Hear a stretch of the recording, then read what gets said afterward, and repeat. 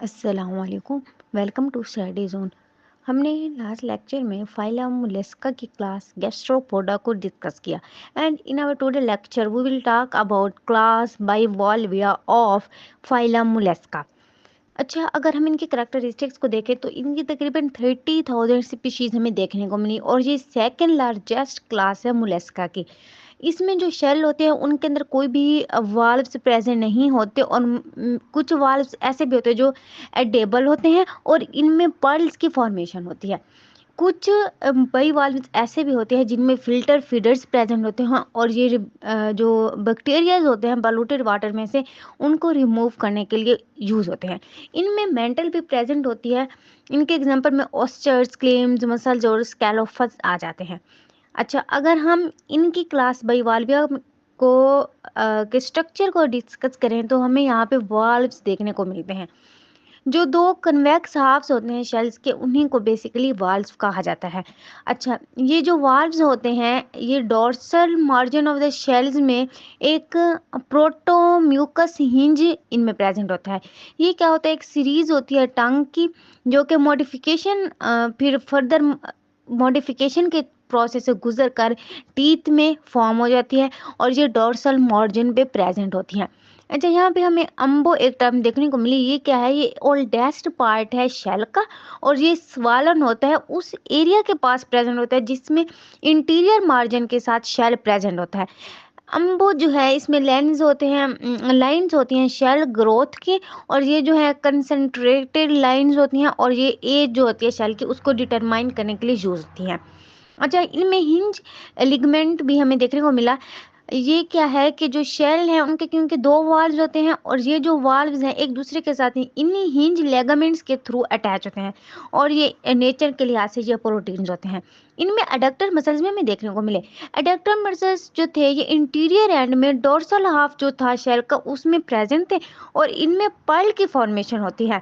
अगर sand grain का जो पैरासाइट है वो शेल के करीब या मेंटल के करीब प्रेजेंट होगा तो जो मेंटल है वो नेकरी को सीक्रिएट करेगी जो कि फिर फर्दर कोटिंग ऑफ पर्ल या फिर ऑर्गेनिक इनऑर्गेनिक मेटल्स की बनी होती है और ये रेत के जरे वगैरह के करीब आएगी, वो ग्रेजुएट होगी और फिर ये क्या करेगी, वो फॉर्मेशन कर देगी पर्ल्स की। अच्छा, पैसिफिक ओस्टर्स हमें फिर इनमें जब पर्ल्स की फॉर्मेशन मिलती है तो इनमें फिर हमें पैसिफिक ओस्टर्स वगैरह इनके एग्जांपल में देखने को मिलते हैं या पिंक डेटा नंबर 10C जो है ये हाईएस्ट क्वालिटी पर्ल्स में आ जाते हैं।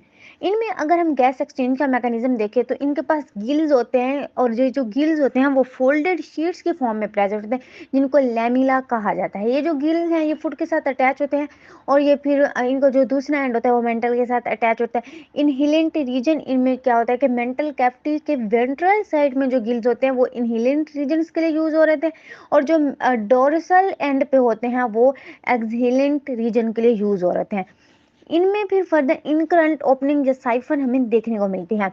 अच्छा, ये जो बाइवाल्विया है ये इनमें मूवमेंट किस तरह से होती है कि वाटर मेंटल कैविटी के अंदर एंटर होता है और फिर मेंटल कैविटी से एंटर होकर इन करंट ओपनिंग जो है मेंटल की उसकी तरफ जाता है।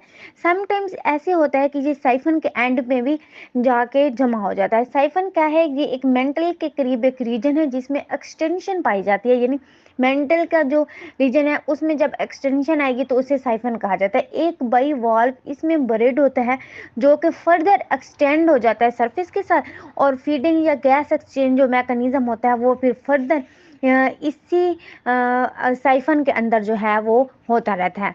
वाटर मूवमेंट पहले होगी मेंटल कैविटी से सरफेस ऑफ द गिल्स, फिर वही गिल सरफेस से फिर वो वाटर ट्यूब्स की तरफ जाएगा, गैस एक्सचेंज होगा डिफ्यूजन की प्रोसेस के थ्रू ट्यूब्स के अंदर वाटर ट्यूब्स जो होंगे, फिर उसी वाटर ट्यूब्स के अंदर आउटवर्ड मूवमेंट होगी वाटर की और वो फिर बॉडी की तरफ जाएगा।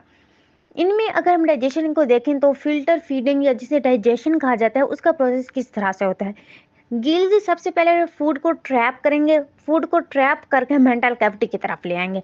उस फूड की शिफ्टिंग होगी माउथ में सिलिया और वेंट्रल गिल्स मार्जिन के थ्रू, फिर सोल्टिंग होगी फिल्टर फूड पार्टिकल्स की लिबियल पाल्प्स के थ्रू, फिर सीडोफिसेस जो है वो बॉडी से रिमूव होंगे, रिजेक्टेड जो मटेरियल होता है, ये जो मटेरियल होता है वो मेंटल से फील्ड होता है, और फिर इसे मेंटल कैविटी से बाहर की तरफ निकाला जाता है।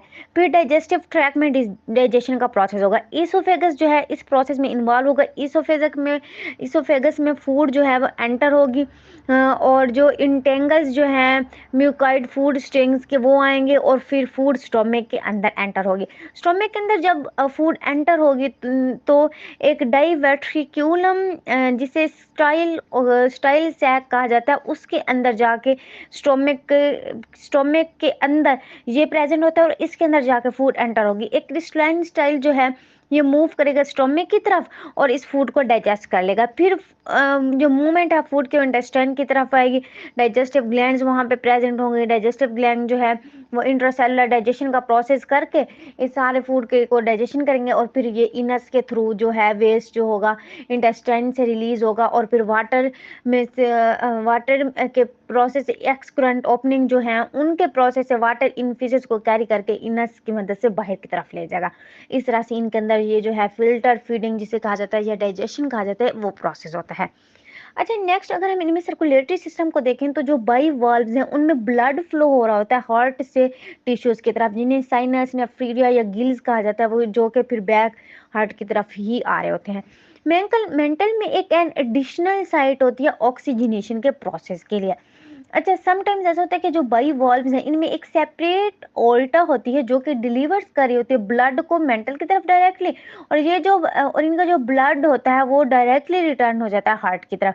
और जो ये जो वेंट्रिकल हैं बाइवॉल्व्स के, ये मोस्टली फोल्डेड होते हैं इंटेस्टाइन के अराउंड, इसीलिए जो पेरिकार्डियल कैविटी है जिसे सिलोम का नाम दिया जाता है वो इनके हार्ट के अंदर इनक्लोज होती है, और एक पोर्शन इन्होंने रखा होता है डाइजेस्टिव ट्रैक का। इनमें एक्सक्रीटरी सिस्टम को देखें तो जो दो नेफ्रीडिया हैं वो पेरिकार्डियल कैविटी है जिसे हमने सिलोम कहा उसके नीचे होते हैं, और डग सिस्टम जो है वो इनके थ्रू कनेक्ट होता है, और नेफ्रीडोपोर्स की मदद से ये जो है एक्सक्रीशन का प्रोसेस होता है। अगर हम इनमें नर्वस सिस्टम को देखें तो नर्वस सिस्टम में इनके पास जो है गैंग्लियन जो होते हैं इनके इसोफेगस फूड और पोस्टीरियर एडक्टर मसल्स के साथ अटैच होते हैं। कुछ इनमें सेंसरी टेंटिकल्स और फोटो रिसेप्टर्स भी प्रेजेंट होते हैं। समटाइम्स इनमें स्ट्रैटोसीड्स या ओस्फोरिडियम वगैरह भी प्रेजेंट होते हैं। ये सेंस ऑर्गन्स होते हैं और नर्वस सिस्टम में ये काफी इंपॉर्टेंट रोल प्ले कर रहे होते हैं। इन लास्ट अगर हम इनकी डाइजेशन की बात करें, सॉरी, इनकी रिप्रोडक्शन को देखें तो ये डाइशियस भी होते हैं, मोनोशियस प्रोटेंड्रिक भी होते हैं। कुछ बाइवॉल्व्स जो हैं वो डाइशियस होते हैं, लेकिन इनमें कुछ ऐसे भी होते हैं जो मोनोशियस होते हैं।